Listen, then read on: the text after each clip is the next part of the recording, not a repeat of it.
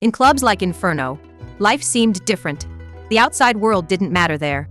The place was attractive for dangerous and powerful people, where underground interests intertwined, deals were made, and alliances were forged. I was moving through the crowd with purpose, my eyes scanning the surroundings precisely. Groups of suspicious individuals engrossed in private conversations or business transactions in the booths.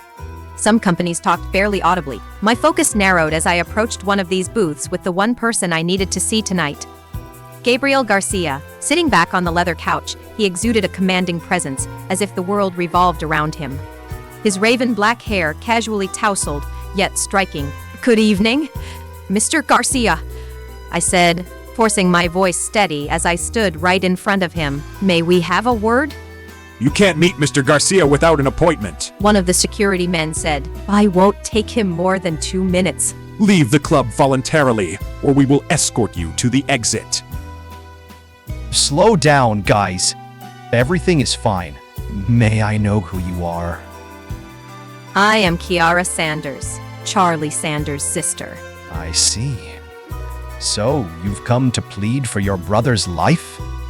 Do you, Kiara Sanders, have any idea what Charlie had gotten himself into? The dangerous undercurrent of Gabriel's words couldn't escape me. I knew who I stood before.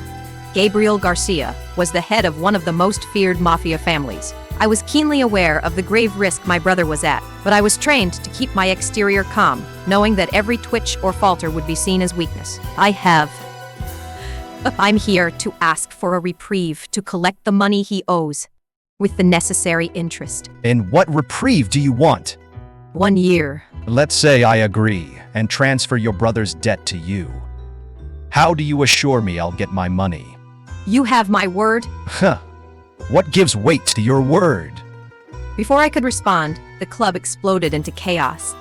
Numerous men invaded inside with machine guns in their hands. The security guards quickly formed a defensive perimeter and unleashed a backfire. Gabriel pulled out his pistol, and with fluid movements, he threw into the fray. I moved on instinct. I kicked an attacker down, grabbed his falling gun, and shifted into combat mode. I moved through the chaos. Each of my moves was aimed at fighting the battle according to my wishes. As I turned, Gabriel was right next to me. Our eyes met. We fought side by side, his movements just as sharp, just as deadly. "Left!" Gabriel turned, firing into the mass of bodies, dropping 2 more as I darted ahead, taking point. A blast of bullets headed straight for Gabriel. Before he could react, I caught him, knocking us both to the ground. For a split second, our gazes focused on each other. His eyes burned with intensity. I closed my eyes to get back to reality and stood to my feet quickly, pulling Gabriel up with one hand as I shot with the other. I kept us moving with my precise tactical thinking. When we reached the back door, I kicked it open, and we stepped out into the back alley, but the footsteps and the sound of gunfire behind us signaled we were still not out of danger. Ahead, the alley ended at a bridge. "Jump!" I commanded, and we both dived into the icy water. The cold hit me like a punch to the chest, stealing my breath as I surfaced. Damn it! Damn this whole mess! My quiet life was torn apart in the blink of an eye. And all because my brother couldn't keep himself out of trouble. I spat water from my lips and glanced at Gabriel. It was as if his mere presence ignited something primal inside me, something I'd never afforded to feel. I think that's more than enough weight for my word. 1 year reprieve.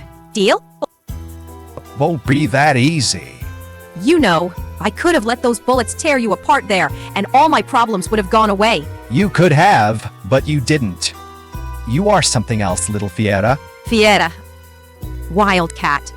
A playful tease on his tongue, but there was something that felt too intimate.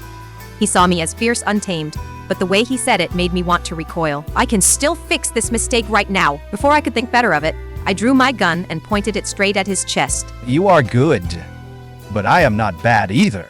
His challenging stare dared me to pull the trigger. My finger hovered, but I couldn't. "What's your offer?"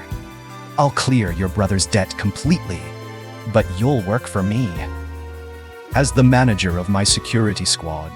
I stared at him while my mind was racing. For how long? 1 year.